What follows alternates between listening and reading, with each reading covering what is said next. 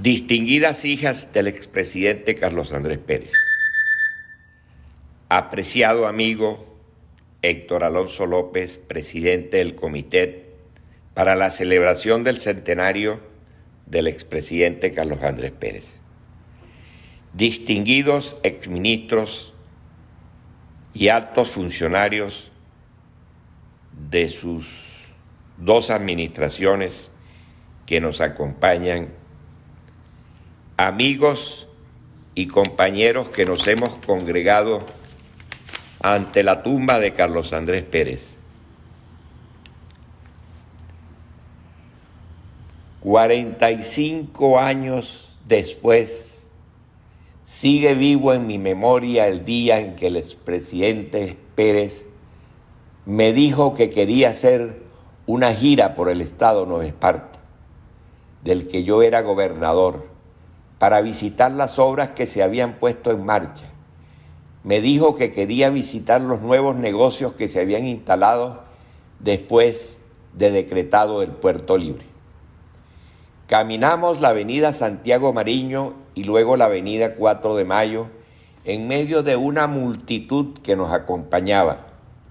Entramos a varias tiendas, entre otras la Media Naranja, Ratán, la bodega de Blas y Madison Store, modernas y bien surtidas de todo tipo de mercancía.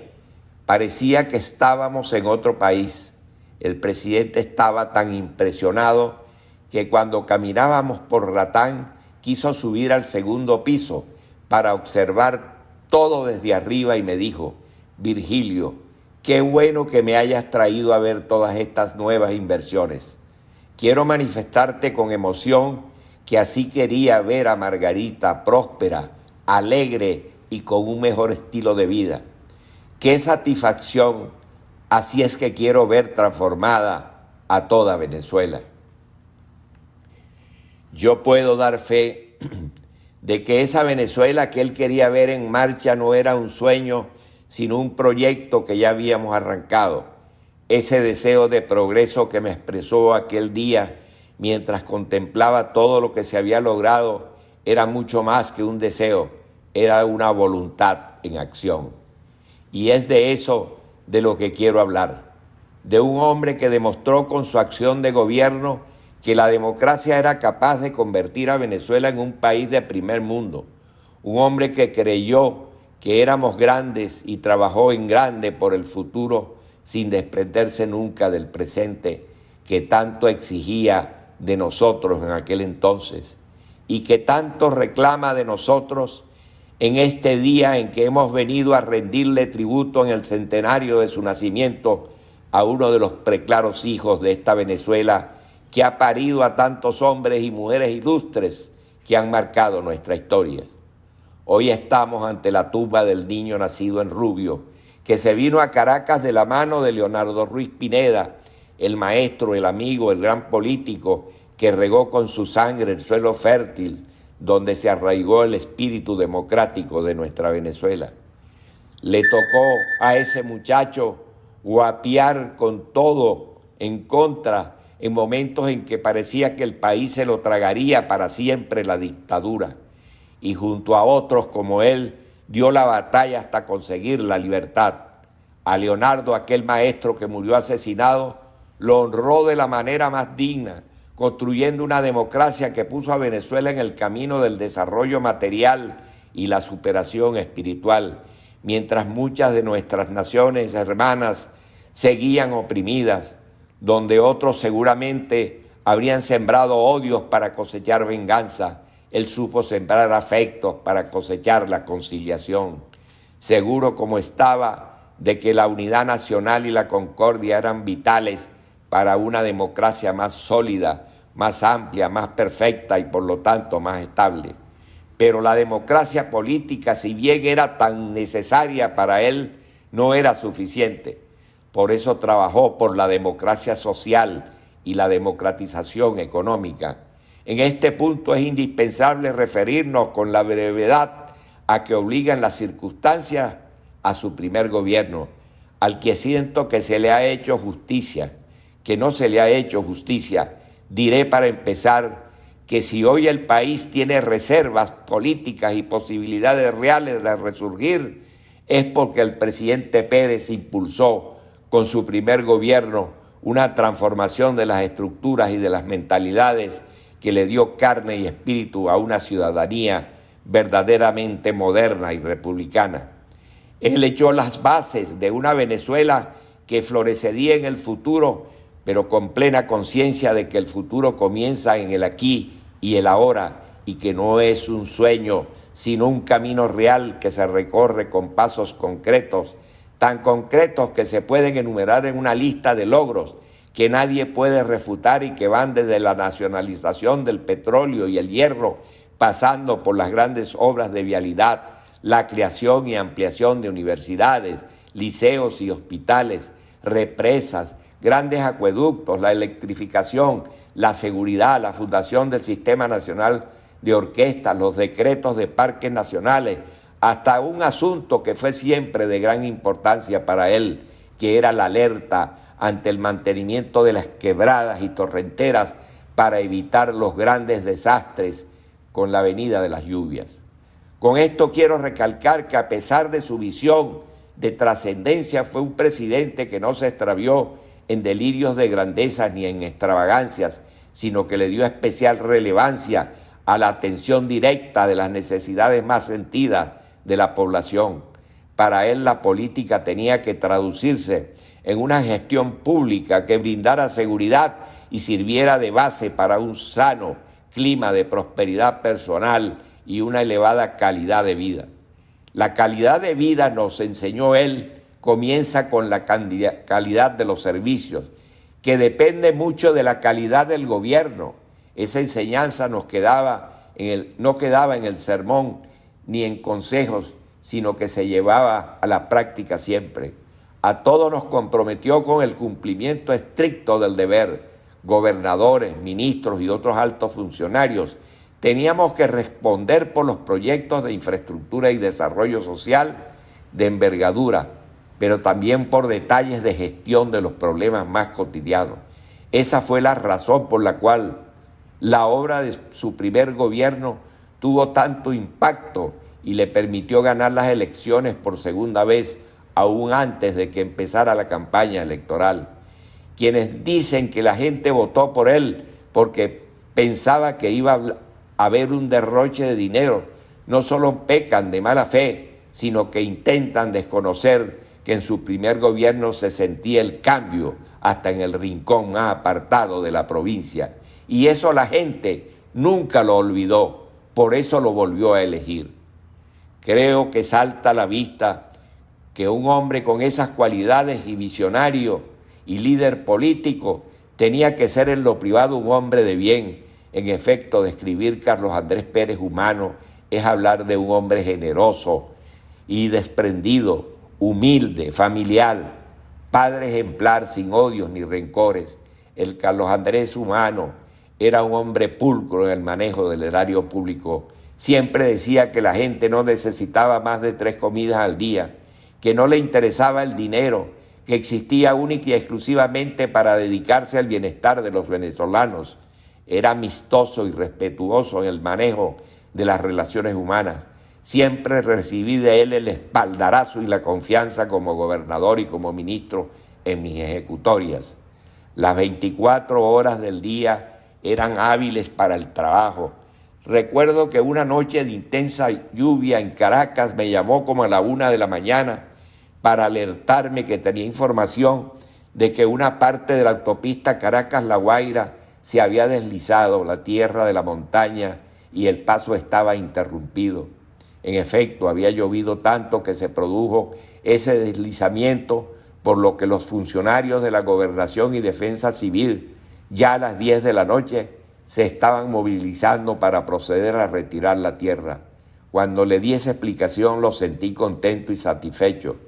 Duerma tranquilo, gobernador, me dijo. Así era trabajar con él, estar alerta a las horas del día y de la noche para evitar sorpresas. Otra de sus grandes preocupaciones, y que él encaró con una política de primer orden, fue la prevención en materia de seguridad. se sentía orgulloso cuando inaugurábamos cada una de las estaciones de policía, que llegaron a pasar de 100, repartidas por todos los barrios de Caracas y del litoral.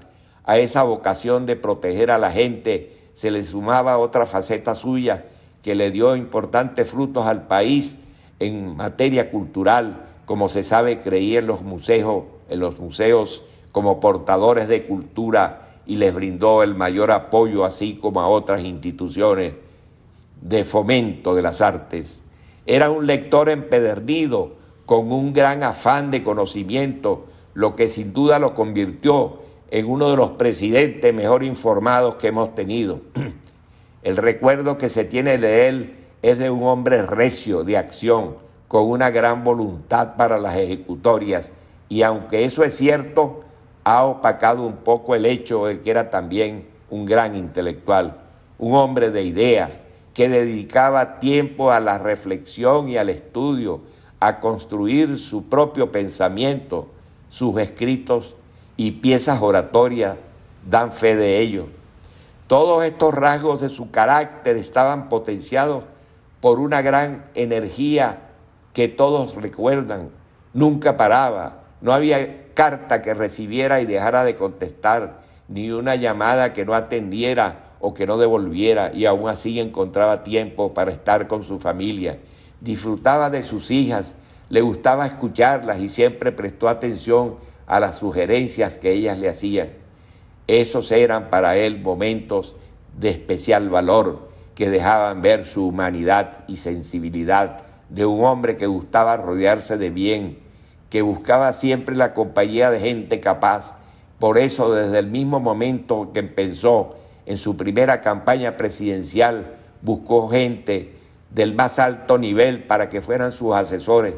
Incluso trajo a Caracas a Joe Napolitan, el mejor especialista en asesoría política y marketing de la época, que había sido uno de los principales asesores electorales de las campañas presidenciales de John Fitzgerald Kennedy. Formado al lado de Rómulo Betancourt, a quien admiró y quiso entrañablemente, desarrolló un talento especial para conocer a la gente e identificar sus virtudes y debilidades. Por eso siempre supo escoger bien a la gente que se rodeaba, especialmente a sus colaboradores más cercanos, a quienes sabía que tenía que exigirles al máximo esfuerzo. En eso predicaba con el ejemplo. No nos podía nada que él mismo no fuera capaz de hacer. No trabajaba menos que los demás ni con menos intensidad. Daba todo de sí y eso animaba a todos a esforzarse más. Incansable como era, asombraba por el aguante que demostraba y por su constante insistencia en hacer cada vez más cosas e impulsar nuevos proyectos. Es innegable que se requería para ello de fuerza física y de una agilidad que hoy envidiarían muchos políticos. Me consta que se cuidaba en ese sentido y que todos los días dedicaba tiempo al ejercicio. Pero si me preguntan, diré que la suya era una fuerza moral y una templanza que se fraguó en duros momentos de lucha, como los que le tocó vivir cuando fue ministro de Relaciones Interiores de Betancourt, en una de las etapas más complejas que vivió nuestro país, época de guerrillas y de alzamientos militares que él supo encarar con determinación, valor e hidalguía. Sin esa entereza ética que lo caracterizó, no habría podido salir airoso de tantos trances tan difíciles. Fue, sin margen de duda, lo que con toda propiedad podemos considerar un político cabal. Cuando digo que fue un político cabal, no hablo a la ligera. Aquí todos sabemos que prefirió inmolarse para no traicionar al país, para no traicionar a su gente y para no traicionarse a sí mismo. Se inmoló para no destruir el sistema democrático que ayudó a construir y que tanto había costado lograr. Fue ante todo un gran civilista que ocupa en nuestra historia un lugar de honor junto al doctor José María Vargas, a quien las felonías de los caudillos militares le pusieron del poder, primero por la fuerza y luego medio de intrigas y de obstáculos con apoyos de un Congreso donde privaron los intereses de las facciones por encima del bien nacional. En un momento en que el país más necesitaba de un hombre con vocación democrática, luces intelectuales y espíritu civil, los enemigos de la democracia le impusieron a Venezuela el retroceso. 156 años después, otro gran civilista corría la misma suerte.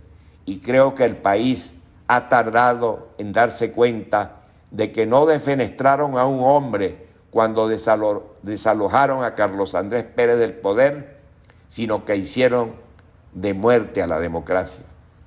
La hirieron completamente. El contexto en que esto ocurrió ha sido incluso manipulado.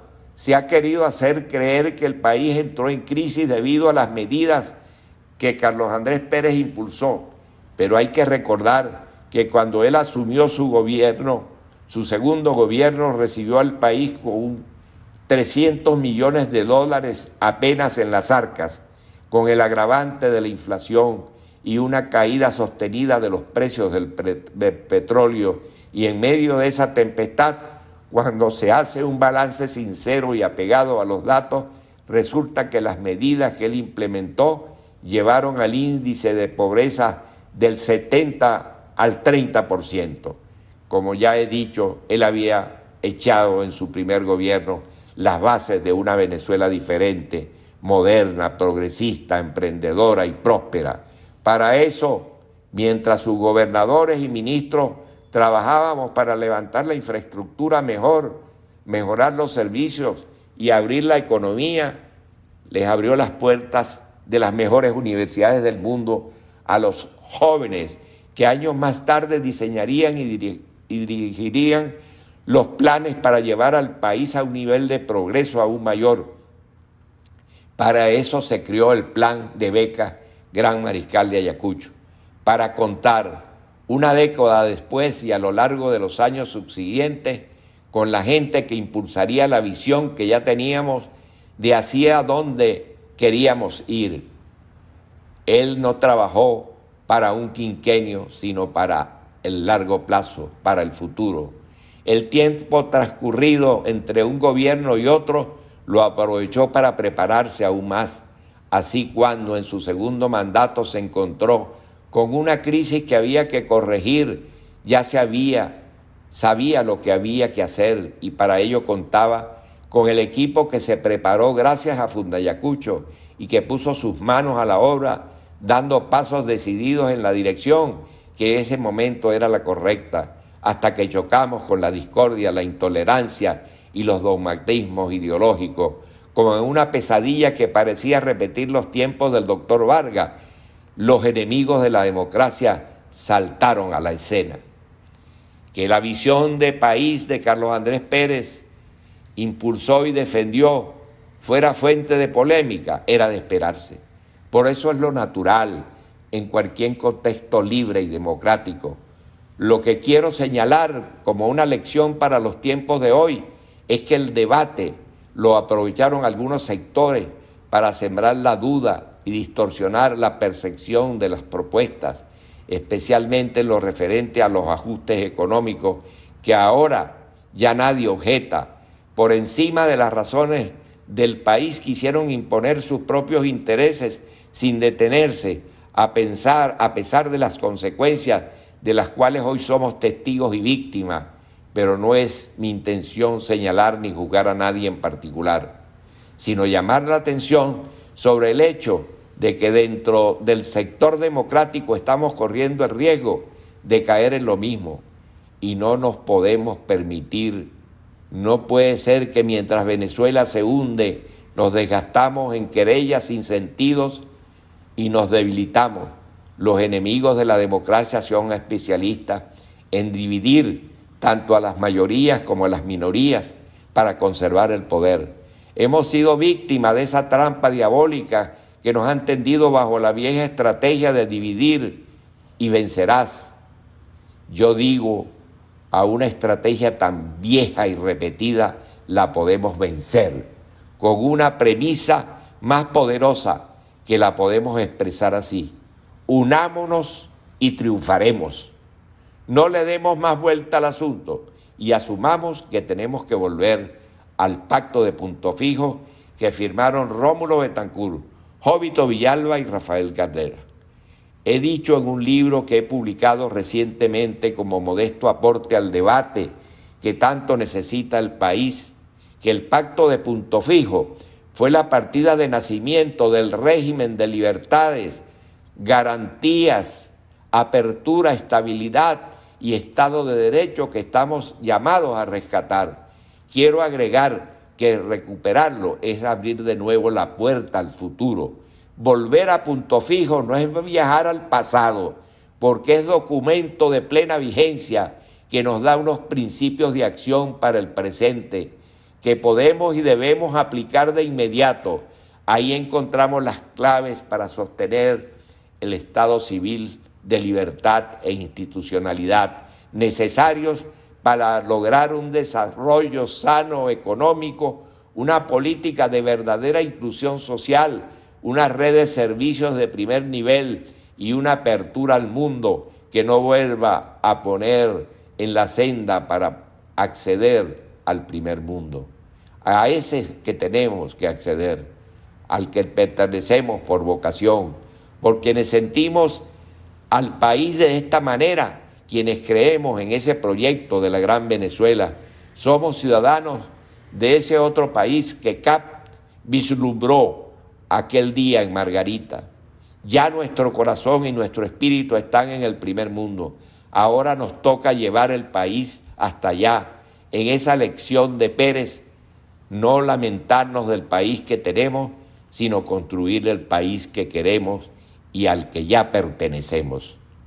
No perdamos de vista que Carlos Andrés se erigió en un gran estadista de proyección internacional y asumió la responsabilidad histórica de apuntalar la democracia en Centroamérica, que jugó un rol importante en la solución de las negociaciones para devolver el Canal de Panamá, que encaró a las dictaduras del Cono Sur, que intervino en la democratización de España moderna con Felipe González, que promovió y alentó la integración regional con miras a una mayor autonomía geopolítica, y lo hizo de un modo que animó a los países no alineados y al grupo de los 67 a despertar del letargo. No perdía el tiempo en confrontaciones estériles contra las potencias, sino que era un estadista que se ganó el respeto de los países más poderosos. Y nada de eso lo hizo por gloria personal.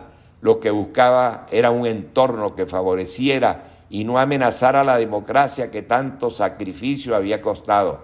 Él sabía que si un día nos veíamos cercados por gobiernos antidemocráticos, poco a poco ganarían terreno los enemigos de la libertad. Por eso era tan importante el reconocimiento internacional del liderazgo venezolano. Por eso él trataba de que se escuchara una advertencia premonitoria que en uno de sus artículos planteó con estas palabras, cito: en América Latina estamos actuando en la acción que marcan las fuerzas de la antihistoria. Las instituciones de integración se han convertido en refugio de una retórica inútil y de una burocracia asfixiante y costosa. Esta situación no es responsabilidad de los técnicos de los equipos humanos que conducen estos organismos, sino de la falta de una clara y firme voluntad política de nuestros gobiernos. A este juicio escrito en 1985 agregaba una sentencia que hoy debemos llamarnos a la reflexión. Cito: la querella pequeña, el cálculo egoísta, los intereses groseramente partidistas obran factores de perturbación para la aplicación de una política eficazmente integradora y solidaria. Y otros artículos citó: en nuestros países el regreso a la democracia y la vuelta a la legalidad fue un proceso marcado decisivamente por esfuerzos políticos y partidistas donde fueron decisivos los acuerdos y entendimientos entre sectores enfrentados. Prestemos atención a estas palabras del presidente Pérez. Apliquemos esa enseñanza a nuestra situación interna. Necesitamos acuerdos, entendimiento y una política eficazmente integradora y solidaria. No nos demoremos en asumir para construir la unidad que nos dará la fortaleza para resurgir del mismo modo que Betancur, Villalba y Caldera sellaron en sus corazones y sus voluntades aquel pacto histórico. Pongamos nuestro corazón en el empeño por la restitución de la política verdadera, la que siembra futuro con semillas de presente, la que reanima y vuelve a la vida al caído, la que respeta y eleva el ser humano, la que hace de la libertad un fuego que no quema, sino que ilumina la vida con la luz del bien. Hagamos esa política grande, noble y humana que el presidente Pérez encarnó magnánimamente. Recordemos aquellas palabras suyas tan aleccionadoras, cuando dijo que él hubiera preferido otra muerte. Lo dijo un hombre que hubiera escogido una y mil veces la vida que vivió, porque fue una vida ejemplar, apasionada y proyectada en la historia, una vida de la que tenemos la suerte de haber sido testigos y que nos da un valor que nadie nos puede arrancar del pecho, el valor de la vocación democrática, de sentir que cuando decimos democracia estamos más vivos, más plenos, más llenos de coraje para reconstruir el país, para que ese país que queremos comience a existir, porque solo podemos lograr aquello en lo que creemos. Y así como Carlos Andrés nos creyó un país grande y se dedicó a trabajar para hacerlo posible, empecemos a creer que somos capaces de volver a hacer lo que una vez ya hicimos, construir un país democrático, libre, luminoso, desarrollado, culto, solidario, ejemplar, sano y fuerte. No vinimos aquí a despedirnos de nuestro gran maestro y líder, sino a celebrar una vez nació y sembró en esta tierra de gracia la raíz vital de ese sueño que llamamos Venezuela. Adelante, compañeros, que no se trata del porvenir, sino del por hacer.